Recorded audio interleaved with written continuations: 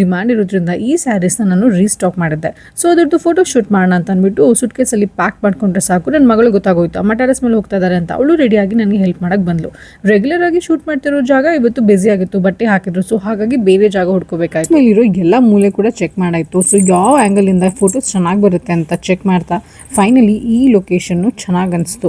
ಸ್ವಲ್ಪ ಗಾಳಿ ಜಾಸ್ತಿನೇ ಇತ್ತು. ಸೊ ಹಾಗಾಗಿ ಸೆಟಪ್ ಮಾಡೋಕ್ಕೆ ಸ್ವಲ್ಪ ಟೈಮ್ ಹಿಡಿತು. ವಿಡಿಯೋದಲ್ಲಿ ತೋರಿಸಿರೋ ಎಲ್ಲಾ ಸ್ಯಾರಿ ಕೂಡ ರೀಸ್ಟಾಕ್ ಆಗಿದ್ದು. ನಮ್ಮ ಪೇಜ್ ಅಲ್ಲಿ ತುಂಬಾ ಟ್ರೆಂಡಿಂಗ್ ಸ್ಯಾರೀಸ್ ಇದು ಗದ್ವಾಲ್ ಸಿಲ್ಕ್ ಸ್ಯಾರಿ.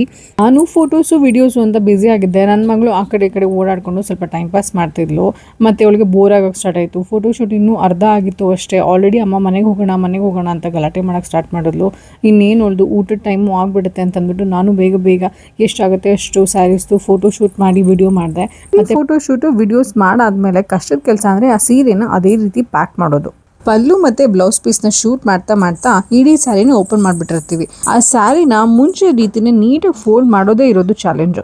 ಹಾಗೂ ಈಗ ಬೇಗ ಫೋಲ್ಡ್ ಮಾಡಿಕೊಂಡು ಎಲ್ಲನ ಪ್ಯಾಕ್ ಮಾಡಿಕೊಂಡು ನಾವು ಕೆಳಗಡೆ ಹೊರಟ್ವಿ. ನಾವು ತಿನ್ನೋ ಎವ್ರಿ ಮೀಲಲ್ಲಿ ಸ್ವಲ್ಪ ಪ್ರೋಟೀನ್ ಇರಲಿ ಅಂತ ಅಂದ್ಬಿಟ್ಟು ಮನೆಗೆ ಬಂದು ಗ್ರಿಲ್ ಪನ್ನೀರ್ ಮಾಡಿಕೊಂಡು ಊಟ ಮಾಡಾಯಿತು. ಈ ಥರ ಕಂಟೆಂಟ್ಗೋಸ್ಕರ ನಮ್ಮ ಪೇಜ್ನ ಫಾಲೋ ಮಾಡೋದು ಮರಿಬೇಡಿ. Thank you, bye.